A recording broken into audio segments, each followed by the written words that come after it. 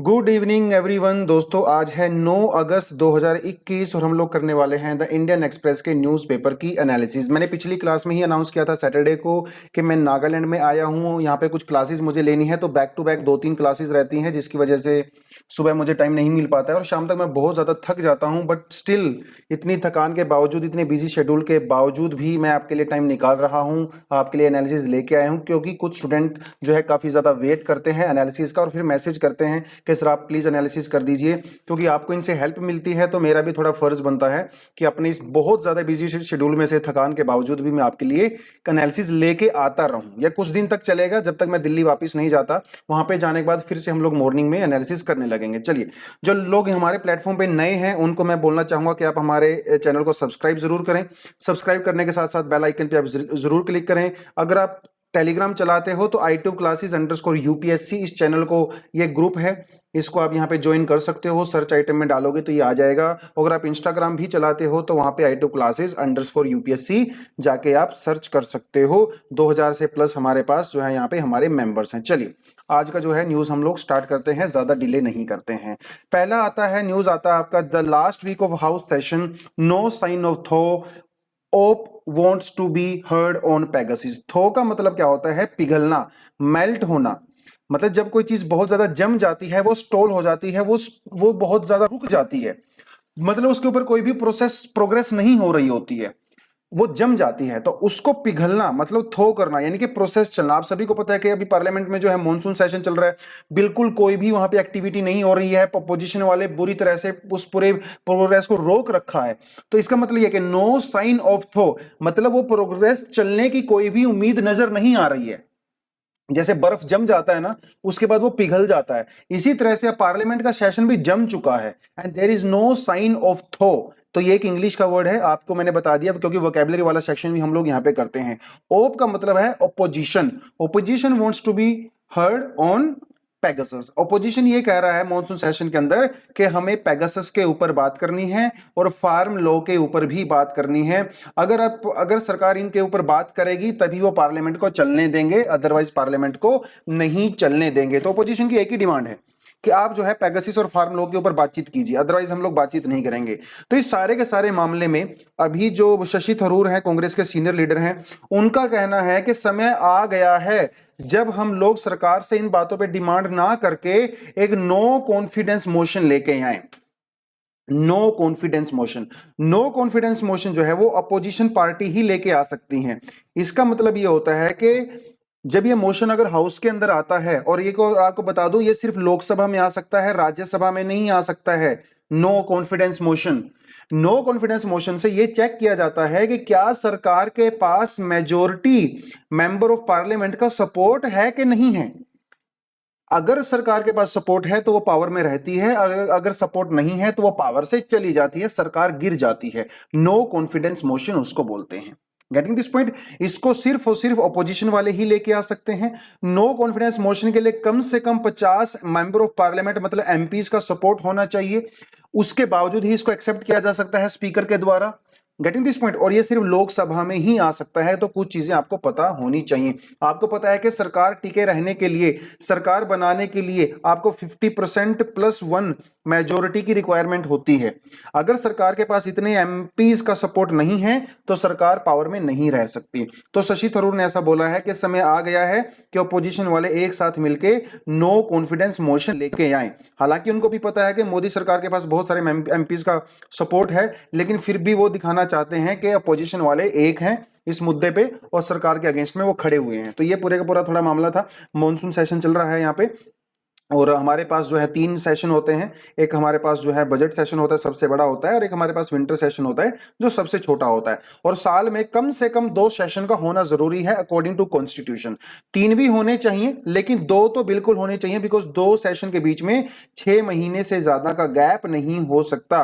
तो ये constitutional mandatory है ये चीज, ठीक है। तो थोड़ा सा आपको आपके पॉलिटी वाले सेक्शन में, लक्ष्मीकांत में आप जाओगे तो पार्लियामेंट में, वहां पे आपको इन सेशंस वगैरह के बारे में सब कुछ बताया हुआ है। नो कॉन्फिडेंस मोशन के बारे में भी बताया हुआ है, ठीक है। पहले भी कई बार ऐसा हो चुका है, नो कॉन्फिडेंस मोशन सरकार द्वारा लाया जा चुका है अपोजिशन के द्वारा। ठीक है। अगली जो न्यूज आती है कोई खास न्यूज नहीं है, लेकिन एक स्टडी है, आईसीएमआर ने स्टडी की है। उस स्टडी में ये पता चला है, देखिए उत्तर प्रदेश के गांव में, सिद्धार्थनगर में उत्तर प्रदेश में गांव है, यहां पे क्या हुआ था, कुछ लोगों को पहले कोविशील्ड की वैक्सीन दे दी गई थी, उसके बाद कोवैक्स की दे दी गई, गलती से दे दी गई। तो जब इनको इनके बॉडी, इनके जब सैंपल लिए गए, ब्लड सैंपल लिए गए, तो इसमें यह पाया गया कि इनकी बॉडी में जो एंटीबॉडीज हैं वो दूसरे लोगों की कंपैरिजन में ज्यादा बेटर हैं। मतलब जैसे मान लो मैंने अगर कोविशील्ड की दो डोज ली हैं, और कोविशील्ड प्लस कोवैक्स अगर मैंने इनकी एक एक डोज ली है मिक्स करके, तो ये जो मिक्स वाला है ना, इसका रिजल्ट बेटर है देन दिस डोज। ये एक नई रिसर्च सामने आई है। तो 18 जो है लोगों को ये दिया गया था गलती से, जिसमें ये स्टडी की गई है। हालांकि इसका कोई अभी प्रूफ नहीं है कि ये स्टडी एक्चुअल में है कि नहीं, क्योंकि देखिए एक तो बड़ी बात यहाँ पे है कि ना, बहुत सिर्फ 18 लोगों के ऊपर ही ये स्टडी की गई है, तो हम ये नहीं कह सकते कि पूरे इंडिया में ये एप्लीकेबल होगा कि नहीं होगा। दूसरी बात कि ये जो जो जो ये पीरियड लिया गया है, डोज का जो पीरियड लिया गया है, ये सिर्फ 60 से 70 दिनों का लिया गया है। तो ये जो सैंपल लिए गए हैं बहुत नैरो सैंपल हैं, तो हम ये नहीं कह सकते कि क्या ये कितने इफेक्टिव होंगे फ्यूचर में कि नहीं होंगे, तो इस पे और ज्यादा स्टडी करने की रिक्वायरमेंट है। देखिए जो कोविशील्ड है और जो कोवैक्स है, ये अलग अलग मेथड से बनाई हुई वैक्सीन है, एक मेथड नहीं है। जो आपका कोविशील्ड वैक्सीन है, इसको बनाया गया है एक एडिनो वायरस के सैंपल से बनाया गया है। एडिनो वायरस वो सैंपल होता है जिसकी वजह से चिंपैंजीज वगैरह में कोल्ड होता है, एडिनो वायरस। तो इससे बनाई गई है कोविशील्ड। और कोवैक्स को बनाने का तरीका है कि जो हमारा कोरोना वायरस होता है उसी का ही डेड वायरस हम बॉडी में इंजेक्ट करते हैं। तो दोनों वैक्सीन को बनाने का तरीका अलग अलग है। कोविशील्ड में हम लोग एडिनो वायरस का यूज करते हैं, और कोवैक्स में हम लोग कोरोना वायरस का ही यूज करते हैं, लेकिन वो डेड होता है, इनएक्टिव होता है। तो दोनों का मेथड एक ही है। इसीलिए ये जो रिसर्च है अपने आप में बड़ी इंटरेस्टिंग है कि भैया जो दो वैक्सीन है इनको बनाने का मेथड अलग अलग है, उसके बावजूद भी इनको मिक्स करने से इतना अच्छा रिजल्ट कैसे आ सकता है ना। It's a very interesting thing. Future में देखना रहेगा इसके बारे में, but anyways that was a very small news. अगली जो न्यूज आती है, ये आती है GRAP, graded response action plan. ये आपके एग्जाम के लिए इंपॉर्टेंट हो सकता है, आपको एग्जांपल वगैरह देने के काम आ सकता है। देखिए graded response action plan, grade का मतलब और रिस्पॉन्स एक्शन प्लान का मतलब ये है कि हम लोग स्टेप वाइज एक्शन लेते हैं, स्टेप वाइज। जैसे अगर कोरोना की सिचुएशन नॉर्मल है फिर तो कोई एक्शन लेने की जरूरत नहीं है, सारी मार्केट वगैरह ओपन रहती हैं। लेकिन सपोज करो अगर थोड़े थोड़े केस आने लगे तो हम लोग कम स्टेप लेते हैं, थोड़े ज्यादा केस आने लगेंगे तो ज्यादा स्टेप लेंगे, बहुत ज्यादा केस आएंगे तो कंप्लीट लॉकडाउन हो जाता है। तो जैसे जैसे केस बढ़ने लगते हैं, कोरोना वायरस के इन्फेक्शन बढ़ने लगते हैं, उसी हिसाब से एक्शन लिए जाते हैं। इसको कहा जाता है ग्रेडेड रिस्पॉन्स एक्शन प्लान। इसके अंदर 4 कलर स्कीम होती हैं, एक होती है येलो, एक होती है एम्बर, एक होती है ऑरेंज और एक होती है रेड। मतलब जब वायरस के केस धीरे धीरे बढ़ने लगते हैं, मान लो जैसे अगर पॉजिटिव रेट वो 0.5% है, या फिर एक हफ्ते में 1500 केस आ रहे हैं, तो उस केस में हम लोग क्या एक्शन लेंगे? हम लोग सिनेमा हॉल को बंद कर सकते हैं, जिम को बंद कर सकते हैं, बैंकेट हॉल को बंद कर सकते हैं। लेकिन सपोज अगर बहुत ज्यादा केस आ गए तो हम लोग मार्केट को भी बंद कर सकते हैं, कुछ कुछ मार्केट को बंद कर सकते हैं। अगर और थोड़े से ज्यादा केस आएंगे तो हम लोग कंटेनमेंट जोन बना सकते हैं। लेकिन अगर पॉजिटिविटी रेट जो है वो 4% से ज्यादा आएगी तो कंप्लीट लॉकडाउन कर सकते हैं। मतलब जैसे जैसे कोरोना के केस बढ़ेंगे, इन्फेक्शन के रेट बढ़ेंगे, उसके हिसाब से ही एक्शन लिया जाएगा। उसको कहा जाता है ग्रेडेड रिस्पॉन्स एक्शन प्लान। इसको दिल्ली में यूज किया जाएगा, और दिल्ली में पहले भी एनवायरनमेंट के पोल्यूशन के लिए हम लोग इसी मेथड का यूज करते हैं। अगर कम पोल्यूशन होता है तो स्कूल बंद कर देते हैं, बहुत ज्यादा पोल्यूशन होता है तो मार्केट बंद कर देते हैं, ओड इवन चालू करते हैं, है ना। वो सारी की सारी चीजें होती हैं। तो ग्रेडेड रिस्पॉन्स एक्शन प्लान ये इंपॉर्टेंट है, इसको आप अपनी बुक में नोट डाउन कर सकते हो। फ्यूचर में अगर आपके पास क्वेश्चन आता है कि suggest the solution to deal with the कोविड-19 सिचुएशन, तो वहां पे आप जो है ग्रेडेड एक्शन रिस्पॉन्स का यहाँ इसका एग्जाम्पल लिख सकते हो अपने एग्जाम में, है ना। चलिए अगली जो न्यूज आती है CGI। जब भी चीफ जस्टिस ऑफ इंडिया या कोई भी बात करते हैं, स्पीच देते हैं, या सुप्रीम कोर्ट में कभी भी कोई अच्छा सा वर्डिक्ट सुनाया जाता है, तो वो हमेशा आपके एग्जाम के लिए इंपॉर्टेंट हो जाता है। तो CGI जो हमारे रमन्ना जी हैं, NV रमन्ना, मतलब चीफ जस्टिस ऑफ इंडिया, इन्होंने कहा है कि threat to human rights is highest in the police stations, कि पुलिस स्टेशंस के अंदर ह्यूमन राइट का सबसे ज्यादा वायलेंस होता है। इसी के लेके आज थोड़ा सा मैं आपको एडिटोरियल भी बताऊंगा, ठीक है, एडिटोरियल भी आज इसी टॉपिक से रिलेटेड है, तो अभी इसको छोड़ सकते हैं, एडिटोरियल वाले पार्ट में इसको हम लोग कवर कर सकते हैं। अगला आता है PM to chair UNSC debate on maritime security. देखिए कल हम परसों हम लोगों ने इसके बारे में एडिटोरियल पढ़ा था। जो यूएनएससी है, यूनाइटेड नेशन सिक्योरिटी काउंसिल, अभी इसका इंडिया जो है प्रेसिडेंट है अगस्त के महीने में। उसके बाद दिसंबर 2022 में भी इंडिया इसका प्रेसिडेंट बनेगा, क्योंकि इंडिया जो है एक नॉन परमानेंट मेंबर है। यूएनएससी के अंदर टोटल कितने मेंबर होते हैं? 15 मेंबर होते हैं, जिनमें से 5 परमानेंट मेंबर होते हैं और 10 नॉन परमानेंट मेंबर होते हैं। तो इंडिया एक नॉन परमानेंट मेंबर है और इन 15 मेंबर्स के पास जो है अल्फाबेटिकली प्रेसिडेंसी आती है। अभी जो है इंडिया के पास प्रेसिडेंसी है, तो यूएनएससी का जो भी एजेंडा तय किया जाएगा, फिक्स किया जाएगा, वो इंडिया के द्वारा किया जाएगा। सैटरडे को भी मैंने आपको एडिटोरियल में कराया था कि मैरीटाइम सिक्योरिटी को लेके इंडिया काफी ज्यादा कंसर्न्ड है और इंडिया इस मुद्दे को उठाना चाहता है यूएनएससी के प्लेटफॉर्म के ऊपर। तो अभी जो है मोदी जी एक हाई लेवल जो है ओपन डिबेट करने वाले हैं और जिसका टॉपिक रहेगा enhancing maritime security a case for international cooperation, जिसके बारे में हम लोग यूनाइटेड नेशन सिक्योरिटी काउंसिल के बारे में बात करने वाले हैं। Modi ji would be the first Indian prime minister to preside over UNSC security council open debate. पहले ऐसे प्रधानमंत्री होंगे इंडिया के जो यूएनएससी के ओपन डिबेट को प्रिजाइड करने वाले हैं। इसमें इंडिया बात करने वाला है counter maritime crime and security. मतलब मैरीटाइम का मतलब होता है जो समुद्र होता है, जैसे इंडियन ओशन, साउथ चाइना सी, है ना, या पैसिफिक ओशियन, यहां पे जो सिक्योरिटी को खतरा होता है उसके बारे में हम यहां पे बात करने वाले हैं। मतलब प्राइम मिनिस्टर यहां पे बात करने वाले हैं, क्योंकि दुनिया में जो भी वेसल्स होते हैं, जो भी ट्रेड 90% के लगभग दुनिया का जो ट्रेड होता है वो समुद्रों के थ्रू होता है, वो शिप्स के थ्रू होता है। तो इनकी सिक्योरिटी बहुत ज्यादा जरूरी है। इंडिया जो है इसी को मुद्दे को यहाँ पे उठाना चाहता है। 2015 में भी हम लोगों ने एक स्कीम कह लो या प्रोग्राम कह लो जिसका नाम था सागर। ठीक है, इसका पता होना चाहिए आपको, फुल फॉर्म पूछ लेता कई बार। इसका मतलब है security and the growth for all in the region, Sagar इसकी फुल फॉर्म होती है। उसके अलावा 2019 में एक और इनिशिएटिव लिया गया था जिसको कहा गया था इंडो पैसिफिक ओशियन इनिशिएटिव। इसके अंदर जो है 7 मुद्दों पे बात की गई थी, 7 issues: maritime ecology, maritime resources, capacity building, risk reduction, है ना, science technology and academic cooperation, etcetera etcetera. तो बस मोदी जी जो है यूएनएससी की अभी एक, तो यहां से आपको क्या पढ़ना चाहिए? आपको यूएनएससी के बारे में जाके थोड़ा सा आपको पढ़ना चाहिए। जो यूनाइटेड नेशन होते हैं इसके 6 ऑर्गेनाइजेशंस होते हैं, जिनमें से यूनाइटेड नेशन सिक्योरिटी काउंसिल सबसे ज्यादा पावरफुल होती है। इसके जो 5 मेंबर होते हैं उनके पास वीटो पावर होती है। अगर किसी कंट्री को ऐड करना है या किसी कंट्री को रिमूव करना है, वो डिसीजन जो है यूनाइटेड नेशन सिक्योरिटी काउंसिल ही लेता है। जो 5 इसके परमानेंट मेंबर हैं, आपको उनके सबके नाम ऑलरेडी पता है। चाइना है, यूके है, फ्रांस है ना, अमेरिका है और ब्रिटेन है। ठीक है, चलिए, वैक्सीनेशन द रोड अहेड, ये एक्सप्लेन्ड सेक्शन आज का दिया हुआ है, इंपॉर्टेंट नहीं है क्योंकि इसके बारे में हम लोग काफी ज्यादा पहले भी बातचीत करते रहते हैं वैक्सीनेशन वगैरह के बारे में। तो वही रिपीटेड ये एक आर्टिकल है, इसको आप छोड़ सकते हो, पढ़ने की जरूरत नहीं है।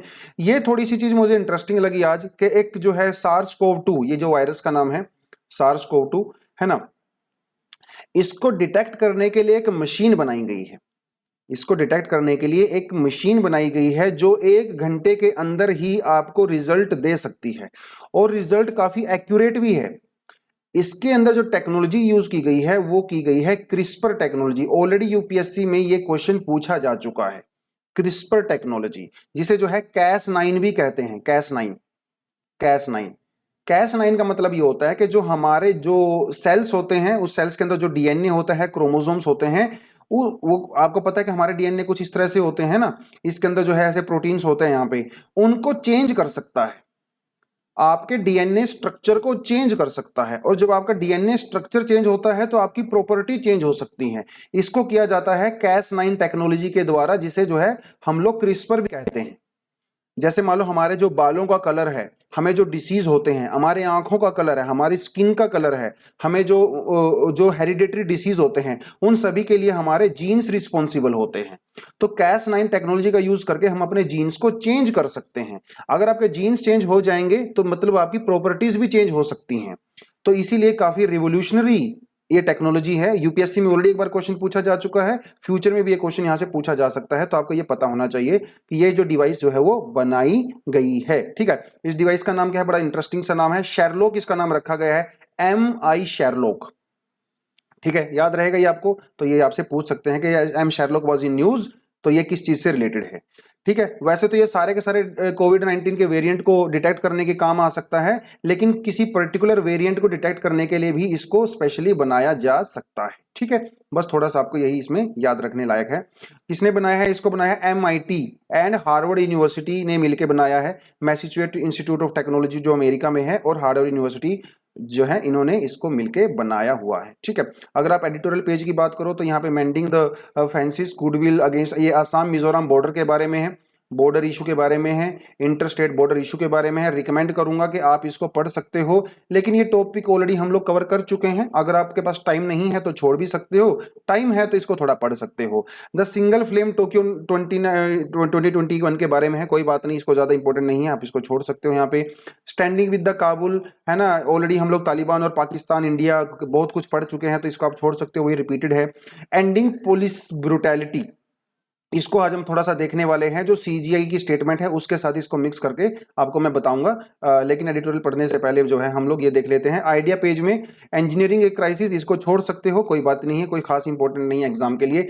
द जॉब गैप, ये रिकमेंडेड है, ये आपको जरूर पढ़ना है। देखिए दो एडिटोरियल में नहीं कवर कर सकता यहाँ पे, लेकिन ये एडिटोरियल आपको रिकमेंडेड है, आप इसको जरूर जरूर पढ़िए। ठीक है, इंपॉर्टेंट है।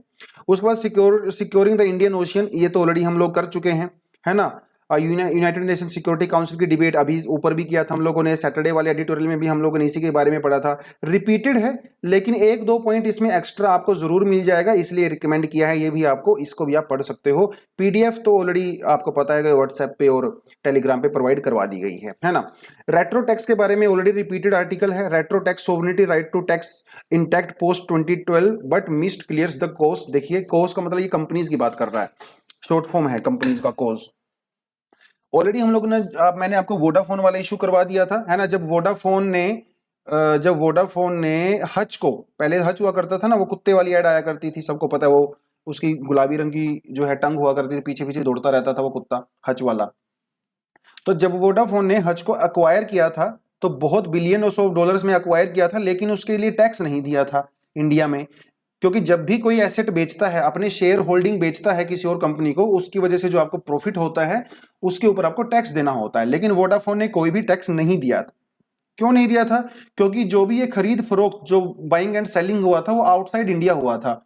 और क्योंकि आउटसाइड इंडिया हुआ था तो वोडाफोन ने कहा कि मैं आपको टैक्स नहीं दूंगा। सरकार ने कहा कि आप मुझे टैक्स दीजिए, क्योंकि आपका जो ऑपरेशन है वो इंडिया में होता है। इसी चीज को लेकर जो है लगभग 22,000 करोड़ रुपए का टैक्स का जो है बिल, टैक्स थमा दिया गया था सरकार के द्वारा। अब उस मामले में जो है पूरे का पूरा मामला चल रहा था, आपको ऑलरेडी इससे आप वाकिफ हो, बता चुका हूं मैं आपको। तो सरकार जो है 2012 में एक कानून लेके आई थी, जब कांग्रेस की सरकार थी और प्रणब मुखर्जी जो है उस टाइम पे फाइनेंस मिनिस्टर थे।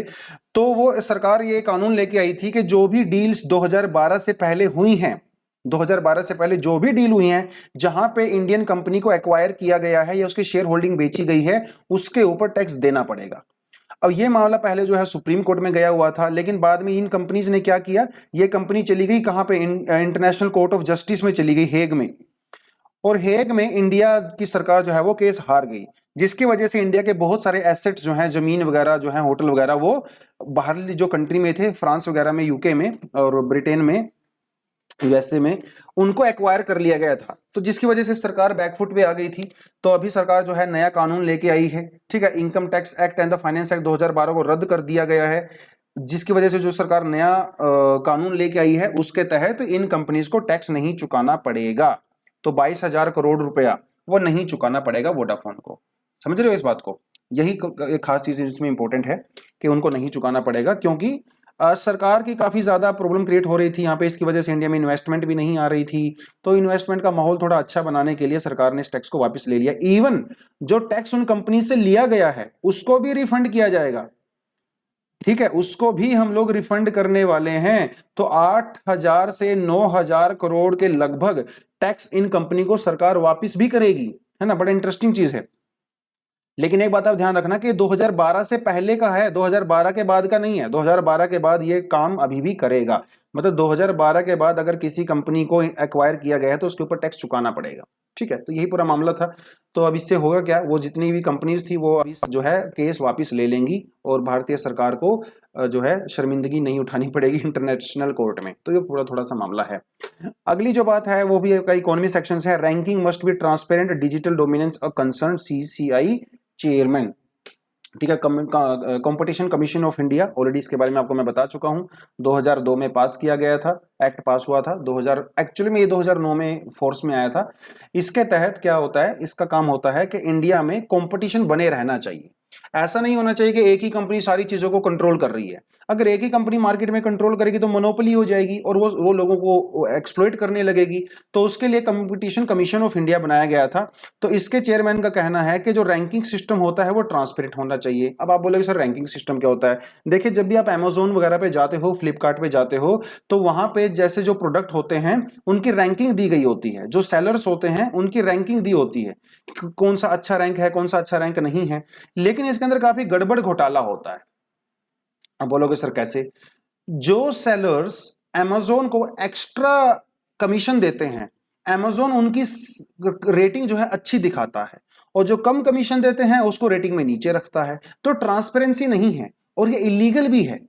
यही कहना है सीसीआई के चेयरमैन का कि जो ये भैया रैंकिंग सिस्टम है ना आपकी वेबसाइट के ऊपर, ये नॉन डिस्क्रिमिनेटरी होना चाहिए और ट्रांसपेरेंट होना चाहिए। जैसे मान लो आप भी सेलर हो, मैं भी सेलर हूं, लेकिन आप अगर अमेजोन को ज्यादा कमीशन देते हो तो आपके प्रोडक्ट को ऊपर दिखाया जाएगा, मेरे प्रोडक्ट को नीचे दिखाया जाएगा। अब जब मेरे प्रोडक्ट को नीचे दिखाया जाएगा तो मेरा प्रोडक्ट कोई खरीदेगा थोड़ी, है ना। तो ये यहाँ पे थोड़ी सी समस्या है जिसको लेके यहाँ पे बात की गई है।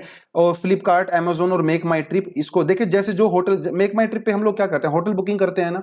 तो जो होटल जो है मेक माई ट्रिप को ज्यादा कमीशन देते हैं, उन होटल्स को जो है मेक माई ट्रिप ऊपर वाली लिस्ट में दिखाता है, और जो नहीं देते हैं नीचे वाली लिस्ट में दिखाता है। तो दिस इज हाईली डिस्क्रिमिनेटरी, है ना। ऐसा ही गूगल के साथ भी है। जब भी आप कोई स्मार्ट टीवी खरीदते हो, स्मार्ट टीवी, तो स्मार्ट टीवी में आपके पास जो है कुछ एप्लीकेशंस ऑलरेडी डाउनलोडेड आती हैं, है ना। लेकिन ये भी एक डिस्क्रिमिनेटरी है, क्योंकि सीसीआई का ये कहना है कि भैया आप पूरे का पूरा गूगल सूट वहां पे डाउनलोड करके दीजिए ना, कुछ खास वेबसाइट को, कुछ खास एप्लीकेशन को क्यों दे रहे हो। तो गूगल ऐप को लेके जो है ये पूरे का पूरा मामला है यहाँ पे, क्योंकि स्मार्ट टीवी के अंदर ऑलरेडी जो इंस्टॉल्ड ऐप आती हैं वो कुछ गिनी चुनी ऐप आती हैं, rather than Google play store. Google play store आना चाहिए, लोगों को जो मन करेगा एप्लीकेशन डाउनलोड कर लेंगे। लेकिन जो एप्लीकेशन गूगल को ज्यादा पैसा पे करती हैं, वो एप्लीकेशन ऑलरेडी आपके टेलीविजन में, स्मार्ट टीवी में इंस्टॉल्ड आती हैं, तो लोग दूसरे डाउनलोड क्यों करेंगे, है ना। तो ये भी डिस्क्रिमिनेटरी है। तो ये जो है मार्केट में ये कंपनी जितनी बड़ी प्लेयर हो चुकी हैं आज के समय में, जिसका ये नाजायज फायदा उठाती हैं। ऐसा ही कुछ मामला जो है स्विगी को और जोमेटो को लेके है, क्योंकि स्विगी और जोमेटो मार्केट में डोमिनेट प्लेयर हैं, इसीलिए ये कुछ खास रेस्टोरेंट से ज्यादा कमीशन चार्ज करते हैं। और जो डेटा इनके पास होता है, जो जो कंज्यूमर का डेटा होता है, वो भी रेस्टोरेंट के साथ शेयर नहीं करते हैं। तो ये तो इनकी मनमानी हो गई। इसी मनमानी को रोकने के लिए जो है सीसीआई ने ये बोला है सारी की सारी बातें। और ये जो केस चल रहा है, हो सकता है फ्यूचर में ये कंपनीज केस हार भी जाएं और इनको उसका जो है खामियाजा भी भुगतना पड़े, ऐसा भी पॉसिबल है। अगर मैं वर्ल्ड न्यूज की बात करता हूं तो तालिबान ने अफगानिस्तान की बहुत इंपॉर्टेंट सिटी है कुंडुज, ठीक है, उसको भी हथिया लिया है, अपने कंट्रोल में ले लिया है। तो ये तालिबान वाली न्यूज हम बहुत बार कर चुके हैं, तो इसलिए आपको कुछ नया कराने का मतलब नहीं है यहाँ पे। जब भी यहाँ पे कुछ इंडिया से रिलेटेड कुछ आएगा, जहां पे इंडिया स्टेक होल्डर होगा, तो डेफिनेटली हम टॉपिक को करने वाले हैं। Britain is travel restrictions from India, ये भी हम लोगों ने बात कर लिया था, है ना। कई यूरोपियन कंट्रीज ने इंडिया के ऊपर रिस्ट्रिक्शंस लगा दिए थे ट्रैवल करने को लेके। जिन्होंने कोविशील्ड वैक्सीन लगवाई थी, कोवैक्स वालों को तो खैर अभी भी रिलैक्सेशन नहीं मिला है, लेकिन कोविशील्ड वालों को मिल गया है, क्योंकि कोविशील्ड वैक्सीन जो है वो WHO ने ऑलरेडी अप्रूव कर रखी है ना। कोवैक्स को नहीं किया है। अभी जो है कुछ रिलैक्सेशन मिल गई है, तो अगर आपको घूमने जाना है यूके में, आप वैक्सीन लगवा के आराम से जा सकते हो, अगर आपका किसी का मूड है तो। चलिए, एंडिंग पुलिस ब्रुटैलिटी, इसी के बारे में जो है सीजीआई ने भी बोला है, और यही आज का एडिटोरियल है। कोई खास एडिटोरियल नहीं है, बहुत ज्यादा कॉन्सेप्चुअल क्लैरिटी यहाँ पे नहीं है, लेकिन कुछ फैक्ट्स आपको बताए गए हैं। ये फैक्ट्स आपको ये बताएंगे कि इंडिया में जो पुलिस ब्रुटैलिटी की वजह से जो ह्यूमन राइट वायलेशन होता है वो कितना ज्यादा खतरनाक है। देखिए, अगर किसी ने कोई क्राइम किया है वो तो ठीक है, लेकिन अगर कोई विक्टिम है, विक्टिम लोग भी हेल्प मांगने के लिए पुलिस स्टेशन नहीं जाते हैं। क्यों नहीं जाते हैं? क्योंकि हम सबको पुलिस का करैक्टर पता है। पुलिस वाले क्या करेंगे, पहले तो आपकी हेल्प करेंगे नहीं, कई बार ऐसा देखा गया है कि विक्टिम की हेल्प करने की बजाय पुलिस विक्टिम को ही जेल में पकड़ लेती है, उसको मारती है, पीटती है, उसकी वजह से उसकी डेथ हो जाती है, जिसे कहा जाता है कस्टोडियल डेथ। Custodial death. कई बार मान लो किसी ने क्राइम किया है तो पुलिस उसको पकड़ के ले जाती है, उसको इतना ज्यादा टॉर्चर किया जाता है जेल में कि उसकी डेथ हो जाती है। देखिए, पुलिस का काम मारना पीटना नहीं है, पुलिस का काम है आप जो है क्रिमिनल को पकड़ के लाइए, एक चार्जशीट फाइल कीजिए और कोर्ट में केस करिए, मैजिस्ट्रेट के सामने उसको लेके जाइए। ये पुलिस का काम है। पुलिस का काम ये नहीं है कि उसको मारिए पीटिए एंजॉय करिए मार पीट के और उसको मार दो। ये पुलिस का काम नहीं है। This is the violation of human rights. चाहे कोई विक्टिम हो, चाहे कोई परपेचुएटर हो, हर किसी का एक ह्यूमन राइट होता है, एक कानून होता है। पुलिस को कानून हाथ में नहीं लेना चाहिए। पुलिस कानून की प्रोटेक्शन के लिए है रादर देन कानून को हाथ में लेने के लिए, है ना। यही जो पूरा इस एडिटोरियल में चीजें दिखाई गई। कुछ एग्जाम्पल दिए गए हैं, जैसे मुरुगेसन का एक एग्जाम्पल दिया गया है। 47 साल के इंसान थे भैया, पुलिस कस्टडी में इनको मार दिया गया। पिछले साल इतना खतरनाक केस आया था, हाई प्रोफाइल केस, बेनिक्स और उनके पिताजी, मतलब ये बाप और बेटा थे। पुलिस वालों ने इतनी ज्यादा ब्रुटैलिटी की इनके साथ, पीट पीट के इनको जेल में ही मार डाला। रेशम सिंह का केस है, आर्मी पर्सन थे यूपी के अंदर पीलीभीत में, इनको भी पुलिस वालों ने पीट पीट के मार दिया। फैजल हुसैन 18 साल के, सिर्फ इतना यंग लड़का था, अभी मई में, अभी 2 महीने पहले ही इनको भी जो है जेल में पीट पीट के मार दिया गया। ऐसे इतने सारे एग्जाम्पल हमारे सामने है ना, तो आप मतलब इमेजिन भी नहीं कर सकते हो। अभी इंडिया के जो होम मिनिस्टर हैं अमित शाह जी, उन्होंने कहा है कि that police in our countries are accused either no action or extreme action. Police के ऊपर यह आरोप लगाया जाता है कि या तो पुलिस बिल्कुल कोई एक्शन नहीं लेती है, और एक्शन लेती है तो बहुत एक्सट्रीम एक्शन लेती है। इधर police is taking no action or very extreme action. या तो पुलिस हाथ पे हाथ धर के बैठी रहती है, कुछ नहीं करती है, और जब पुलिस करने लगती है तो जान से मार देती है। तो दोनों केस गलत हैं। पुलिस को जो है मिडिल रास्ता यहां पे अपनाना चाहिए। According to National Crime Record Bureau, ये सरकारी आंकड़े हैं, प्राइवेट आंकड़े नहीं है, सरकारी आंकड़े हैं। इनका कहना है कि 2017 में 100 केस जो है वो कस्टोडियल डेथ के रिपोर्ट किए गए थे, ठीक है, जिनमें से 12 केस जो है पुलिस कस्टडी में, मतलब जेल में ही लोग मारे गए। 33 पुलिसमैन जो है उनको अरेस्ट किया गया, और 27 पुलिसमैन लोगों के ऊपर जो है चार्जशीट फाइल की गई, ठीक है। उसी तरह 2005 में 1000 से ज्यादा केस आए थे। 2019 में जो है 85 केस जो है कस्टोडियल डेथ के आए थे। तो आप ये जो डेटा है वो सरकारी आंकड़ा है। अभी लोकसभा में जो मॉनसून सेशन चल रहा है, इसमें जो ministry of state for home affair हैं किशन रेड्डी जी, इनका कहना है कि 1697 कस्टोडियल जो है डेथ हुई है इंडिया में अप्रैल 2019 से मार्च 2020 के बीच में। तो समझ रहे हो आप कितना ज्यादा है, बहुत ज्यादा है, ठीक है। तो ये पूरे पूरा आंकड़े आपको क्या दिखाते हैं कि हमारी कंट्री में कस्टोडियल डेथ बहुत ही ज्यादा होती है। लेकिन इन सारे कस्टोडियल डेथ में एक चीज सामने के निकल के आती है, कुछ पुलिसमैन ही को सजा मिल पाती है। अगर किसी पुलिस वाले ने किसी आदमी को जेल में पीट के मार दिया है तो मतलब वो पुलिस वाले ने क्या किया, मर्डर किया है, it's a charge of murder. लेकिन हार्डली 2-4% केस में ही पुलिस वालों को सजा मिल पाती है।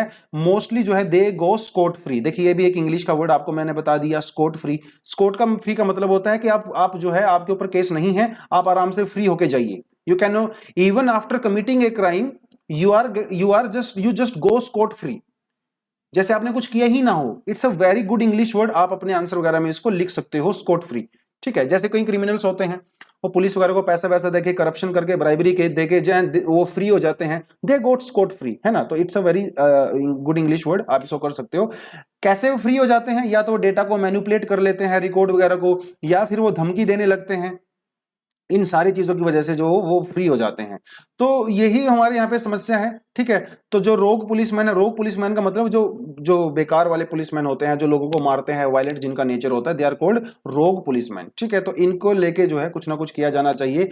इवन जैसे मान लो किसी पुलिस वाले ने किसी को पीट के मारा है, और दूसरा पुलिस वाला अगर उसके पास में खड़ा है, जो विटनेस है, इसको भी इक्वली रिस्पॉन्सिबल मानना चाहिए, क्योंकि इसकी देखरेख में ये हुआ है। हालांकि उसने हाथ नहीं उठाया, मारा नहीं है, लेकिन विटनेस तो ये भी है ना, तो इसके ऊपर भी चार्जेस लगाए जाने चाहिए। इवन उस एरिया में जो सुपरिटेंडेंट ऑफ पुलिस है, मतलब जो एसपी होते हैं, है ना, या फिर सब डिविजनल जो पुलिस ऑफिसर होते हैं, इनको भी रिस्पॉन्सिबल ठहराना चाहिए। अगर उनके एरिया में इस तरह की कस्टोडियल डेथ होती है तो they should also be held responsible for that thing. इस तभी जाकर ये सिचुएशन यहाँ पे सोल्व होगी। और इसी पूरी बात को जो है सीजीआई रमन्ना जी ने ये बात की है कि जो कस्टोडियल डेथ होती है हमारी कंट्री में, it's a threat to human rights, threat to human rights is highest in the police station. भैया पुलिस स्टेशन बनी है किस चीज के लिए, पुलिस बनी है किस चीज के लिए, ह्यूमन राइट्स को प्रोटेक्ट करने के लिए ना। लेकिन कितनी शेमफुल बात है, कितनी एम्बैरेसिंग ये बात है कि पुलिस स्टेशन में ही सबसे ज्यादा ह्यूमन राइट का वायलेशन हो रहा है। और ये कौन कह रहा है, हमारे सीजीआई कह रहे हैं भैया। कितनी बड़ी बात है कि सीजीआई ये बात कह रहे हैं पुलिस के बारे में। तो पुलिस को ये सब नहीं करना चाहिए, ह्यूमन राइट जो वायलेशन होता है उसका ध्यान रखना चाहिए, ये सब नहीं करना चाहिए। क्योंकि जो जस्टिस डिलीवरी होती है ना, पुलिस उसका सबसे पहला स्टेप होता है। अगर पुलिस ही जस्टिस डिलीवरी का पे फोकस नहीं करेगी तो जुडिशरी तो बहुत बाद में आएगी ना यार। अगर किसी ने क्राइम किया है तो सबसे पहले चार्जशीट तो पुलिस ही दाखिल करेगी ना, आगे जो भी केस होता है वो पुलिस चार्जशीट के बेसिस पे ही होता है। लेकिन अगर चार्जशीट ही गलत दाखिल हो गई तो फिर जज भी क्या कर सकता है, एविडेंस तो पुलिस को कलेक्ट करने होते हैं, केस तो पुलिस को बनाना होता है ना। तो ये बड़ी समस्या यहाँ पे है। तो ये जो जस्टिस की बात हम लोग यहाँ पे करते हैं, तो ऐसा ना हो कि सिर्फ अमीर लोगों को ही जस्टिस मिले, गरीब लोगों को जस्टिस ना मिले, उनके पास पुलिस की एक्सेस ना हो। सबके पास कानून की एक्सेस होनी चाहिए। पुलिस वालों को सबको इक्वली ट्रीट करना चाहिए, चाहे वो गरीब हो, चाहे वो अमीर हो, चाहे अमिताभ बच्चन हो, चाहे संजय दत्त हो, चाहे मैं हूँ आप हो, है ना। सबको इक्वली ट्रीट करना चाहिए। So that was all for the this. अगर आप वोकैबुलरी की बात करते हो तो वोकैबुलरी के लिए अभी मैं थोड़ी देर में एक सेकंड वीडियो अपलोड करने वाला हूँ, जिसमें 3 या 4 5 वर्ड एक्चुअली मैं करूंगा जी, ठीक है। आप वो वीडियो भी जाके देख सकते हो। तो थोड़ा सा लेट हो जाता हूं मैं, लेकिन आपके लिए मैं जरूर लेके आता हूं। देखिए मेरा दिन भर शेड्यूल बहुत ज्यादा बिजी रहता है, आप सबको पता है। उसके बावजूद भी थोड़ा समय अगर मैं आपके लिए निकाल रहा हूं तो आई होप आप मेरी भी समस्या समझ सकते हो, है ना। देखिए यार, फाइनेंशियली भी सपोर्ट करना बहुत जरूरी है। देखिए ये जो यूट्यूब वाला चीज है, इससे कोई फाइनेंशियल सपोर्ट तो है नहीं है ना। ये तो फ्री ऑफ फ्री रहता है, जस्ट बिकॉज आपकी हेल्प करने के लिए थोड़ा बहुत। उसके अलावा जो प्राइमरी जो चीज है यार, फाइनेंशियली सपोर्ट करना रहता है। That is why we need to go outside of Delhi and take other classes also to support ourselves financially, है ना। फैमिली को तो पेट भी जरूरी है ना भैया, पेट भी चलाएंगे, पेट चलेगा तभी दिमाग चलेगा, है ना। तो वो सारी सारी चीजें हैं। बीच में we started taking donations also. 9650517183 UPI ये बैंक अकाउंट है, मतलब UPI आप कर सकते हो, गूगल पे वगैरह। हमने शुरू किया था बीच में डोनेशंस वगैरह का भी, कुछ स्टूडेंट डोनेशंस देने भी लगे थे, 10 रुपये, 20 रुपये, 50 रुपये, लेकिन फिर हम लोगों ने बंद कर दिया, ठीक है। क्योंकि कुछ स्टूडेंट थोड़ा ऑब्जेक्शन करने लगे थे उसके ऊपर। बट एनीवेज, अब you if you want to support us financially you can, ताकि हम आपके लिए एक अच्छा कंटेंट लेके आएँ और टाइम से कंटेंट लेके आएँ, ठीक है। So that is all for the day. Thank you very much, all the best and good night. जय हिंद।